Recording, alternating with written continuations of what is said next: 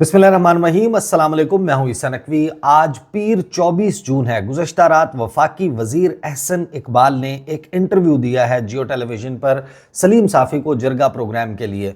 अब एहसन इकबाल साहब जो हैं ये वफाकी वज़ीर बराए मनसूबाबंदी हैं, प्लानिंग कमीशन के ये वज़ीर हैं और मुस्लिम लीग नून में ये समझा जाता है कि ये ज़हीन तरीन लोगों में शामिल हैं। नून लीग के दो दिमागी खुली हैं जिनसे नून लीग सोचती है, उसकी पॉलिसी मेकिंग होती है कि हमारे जो ज़हीन तरीन लोग हैं वो एक इरफान सिद्दीकी साहब हैं और एक हैं एहसन इकबाल। अब एहसन इकबाल साहब ने जो गुफ्तगू की है वो पाकिस्तान और चीन के ताल्लुकात के हवाले से है। उन्होंने कुछ ग्लोबल एजेंडा की बातें की और अपनी अंडरस्टैंडिंग शेयर की है कि पाकिस्तान और चीन के ताल्लुकात इस वक्त किस नहज पर खड़े हैं और इसमें रुकावटें कौन डाल रहा है।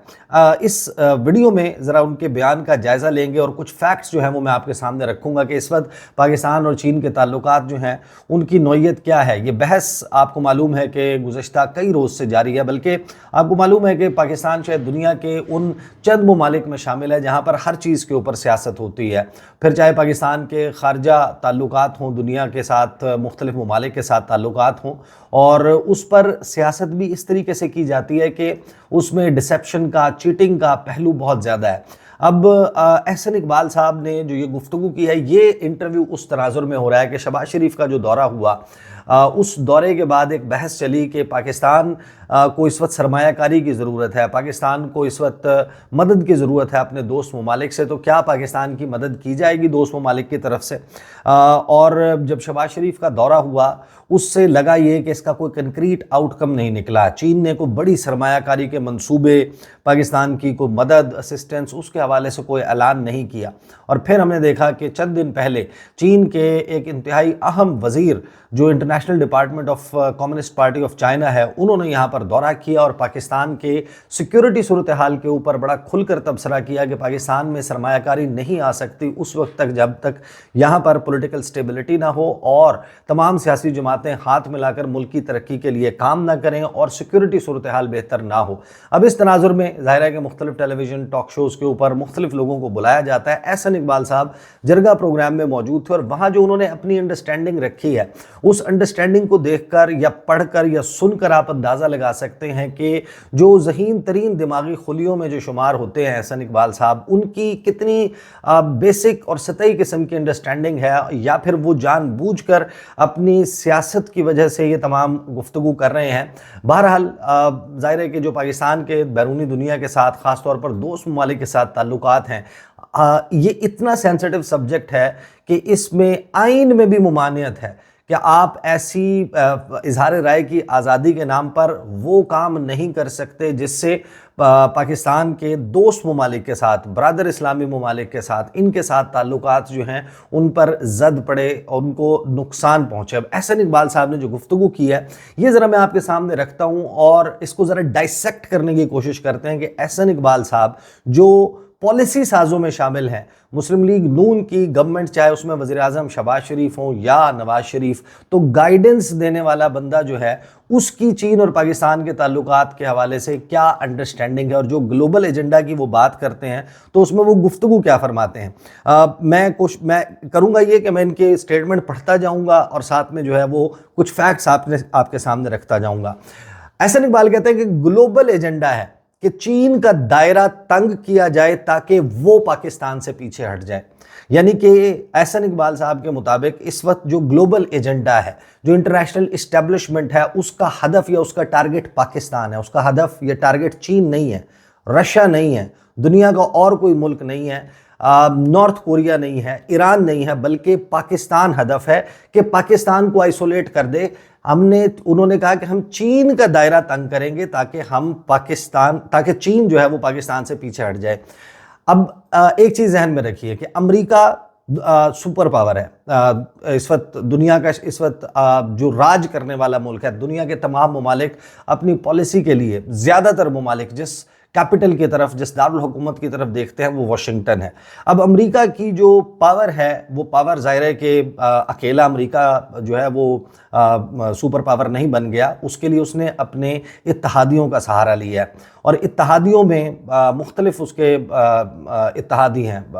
यूरोपियन यूनियन है, اس نے نیٹو جو ہے اس کی وہ سربراہی کرتا ہے، یعنی کہ اس کا انڈکلیئرڈ ایک لیڈر ہے جو national North Atlantic Treaty Organisation. اس طریقے سے کوارڈ ہے، کوارڈیلیٹرل سیکیورٹی ڈائلاگ، جس میں آسٹریلیا، جاپان، انڈیا اور امریکہ شامل ہیں. فائیو آئیز الائنس ہے، یورپین یونین ہے، امریکاز کی وہ سمٹ کرواتا ہے، وہ آسیان کو بلاتا ہے، مختلف ریجنز کے ساتھ وہ نئی الائنسز بناتا ہے، اور اسی بنیاد پر انہی بیساکھیوں کے سہارے پر امریکہ جو ہے وہ آج دنیا کی سپر پاور ہے. اب چین جو ہے وہ اس کو چیلنج کرتا ہوا نظر آ رہا ہے، ایک اپنی گلوبل ڈومیننس جو ہے اور گلوبل پولیٹیکل لیول کے اوپر اپنا مسل جو ہے، پولیٹیکل مسل، وہ شو کرتا ہوا نظر آ رہا ہے. اور اس کے لیے اس نے BRI belt and road initiative کا سہارا لیا ہے، اپنی تجارت کا سہارا لیا ہے، اور دنیا کے مختلف ممالک اب اپنی پالیسی بنانے کے لیے، اپنے انٹرنیشنل ڈیسیجن میکنگ کے لیے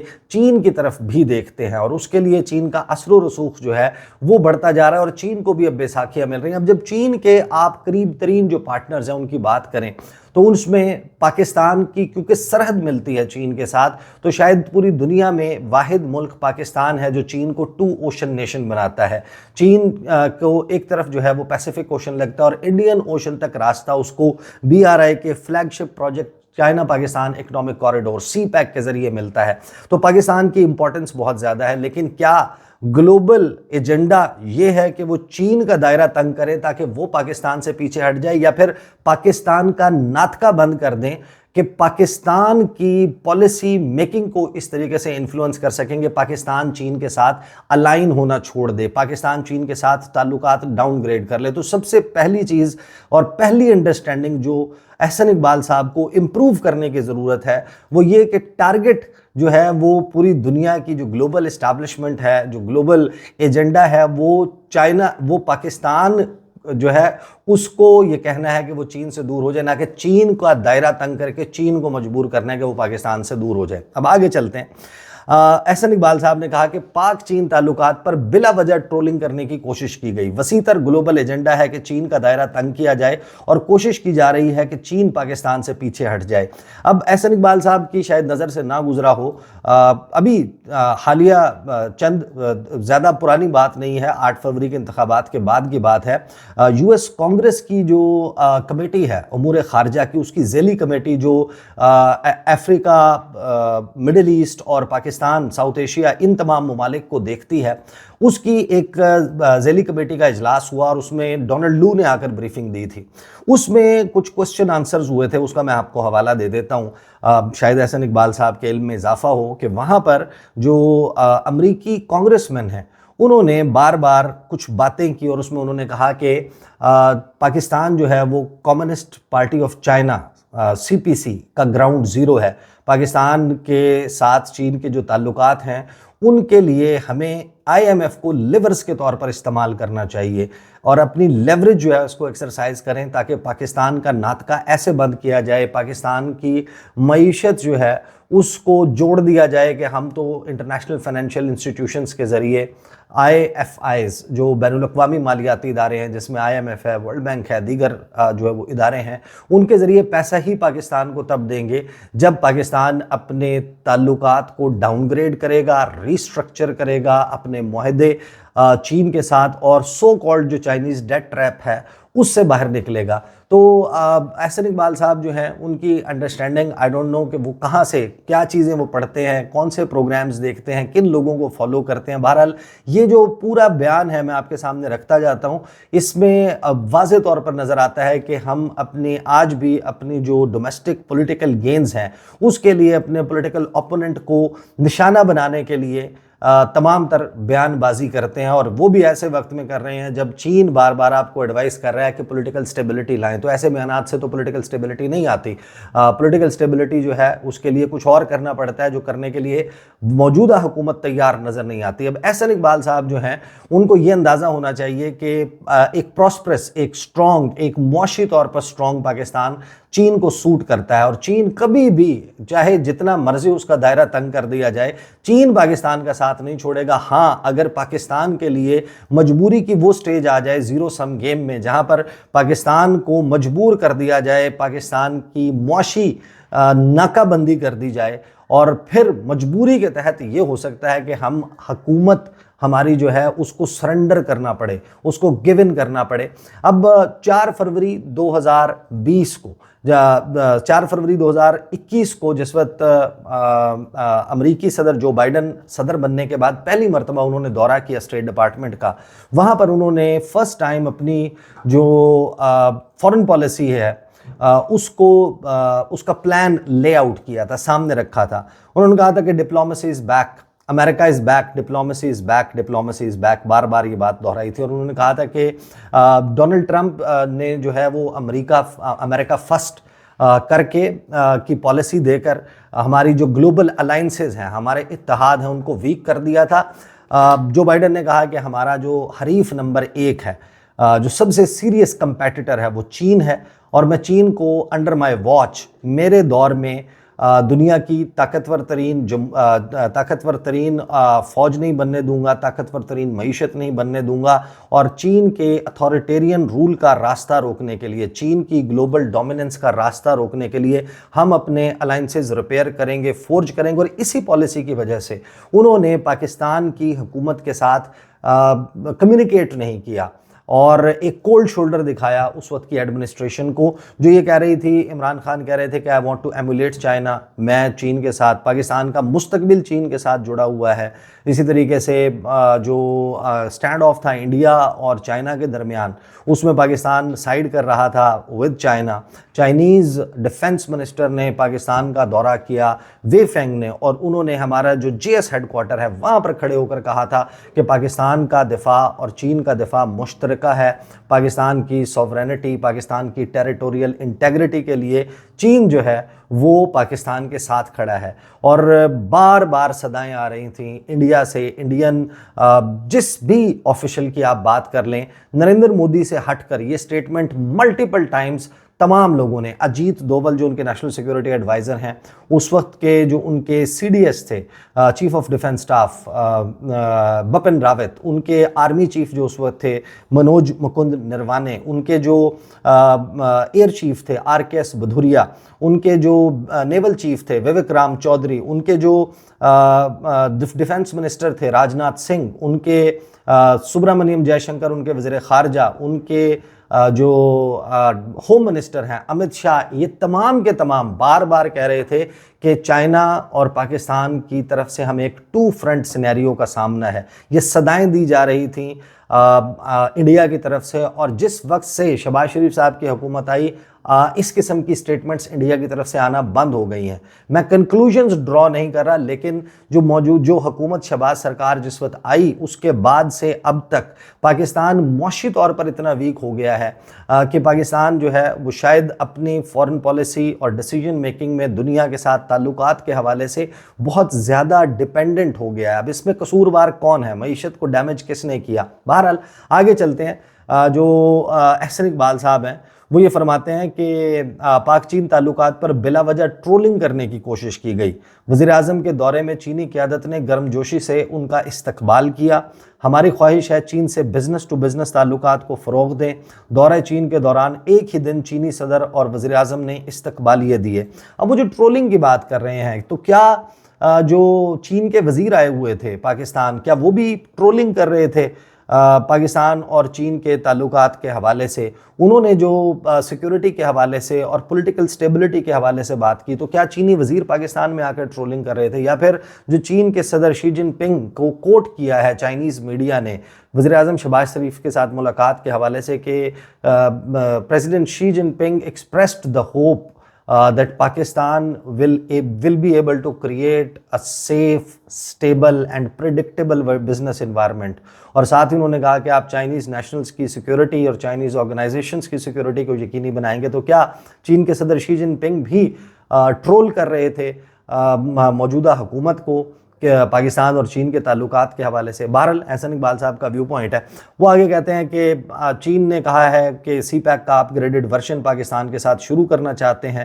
سی پیک کے نتیجے میں 8000 میگا واٹ بجلی کے منصوبے لگائے، موٹر ویز بنی۔ چین نے کہا کہ 5 نئے کوریڈورز کی بنیاد رکھنا چاہتے ہیں، ان میں growth, livelihood, innovation, green economy اور ریجنل ڈیولپمنٹ شامل ہیں۔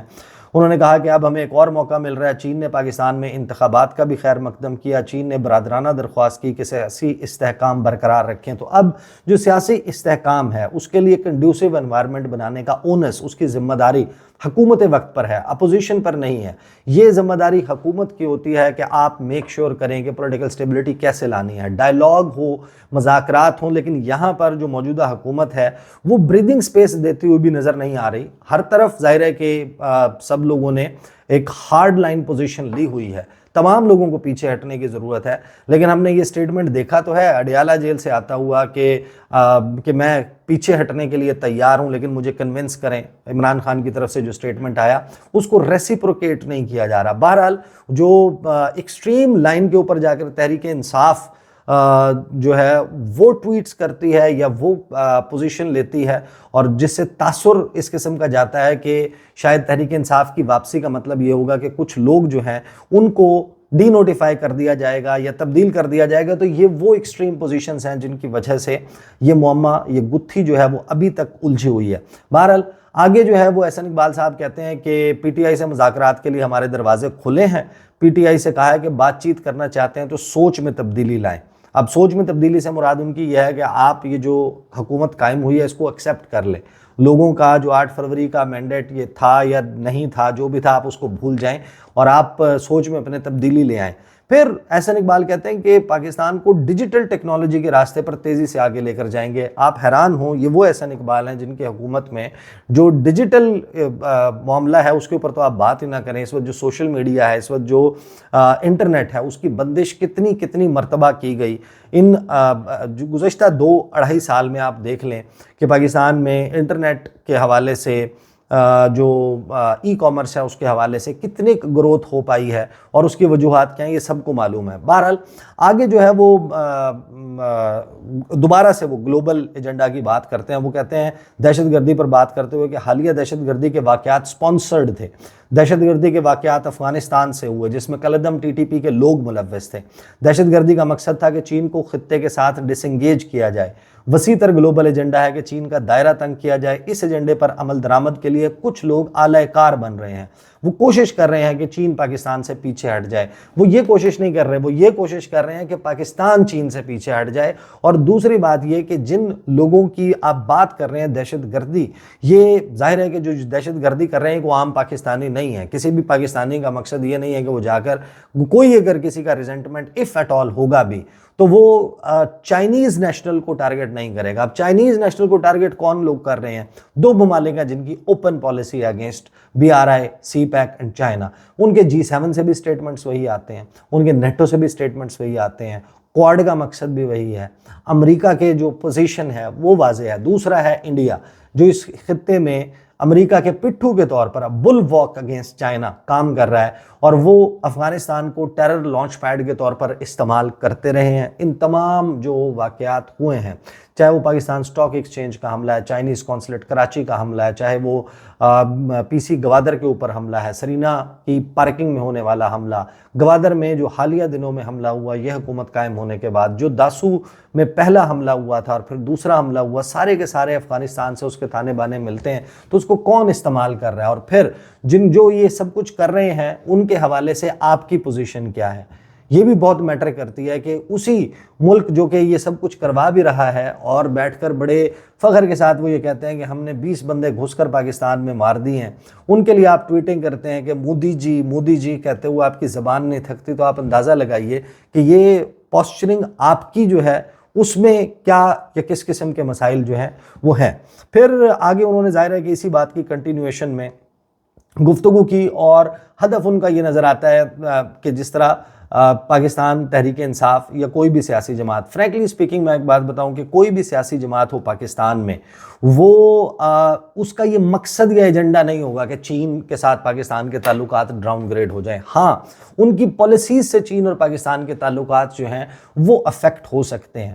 اور اس وقت جو پاکستان کی معاشی صورتحال ہے اور یہ خطرناک ترین وقت کیوں ہے؟ کیونکہ اب آپ IMF سے پروگرام لینا چاہ رہے ہیں، ایک لانگ ٹرم پروگرام، اور امریکہ نے اوپنلی یہ بات کی، اٹس ناٹ اے سیکرٹ، انہوں نے اوپنلی یہ بات کہی ہے، بار بار کہی ہے کہ ہم IMF کے لیورز استعمال کریں گے.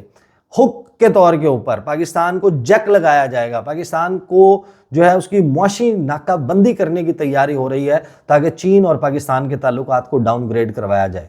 और आप की इस हवाले से तैयारी क्या, और पाकिस्तान की जो मईशत है, ये जो सियासी मुहंदिस हैं ये बैठे हुए हैं, यही एहसन इकबाल साहब हैं जिनका भी आपने फ़लसफ़ा सुना, जो ग्लोबल एजेंडा की वो बात कर रहे हैं।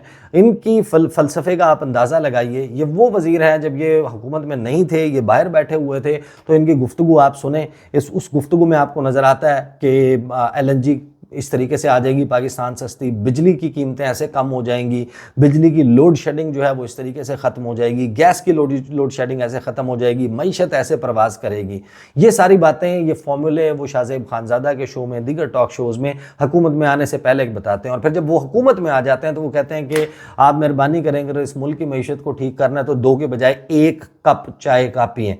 फिर ये हमें बताते हैं कि कब्रों के ऊपर फूल फेंकना छोड़ दें ताकि पाकिस्तान की मईशत ठीक हो जाए। आप अंदाज़ा लगाइए कि वैल्यू चेन बनाना हुकूमत का काम है। ये पत्तों की में उगने वाला या पाकिस्तान के किसी और कोने में उगने वाला गुलाब, इसके साथ लाखों लोगों का कारोबार वाबस्ता है। कब्रिस्तानों के बाहर बैठे होते हैं लोग, फूलों की शॉप्स लगाई होती हैं, जलसों जुलूसों में जो है वो फूल फेंके जाते हैं।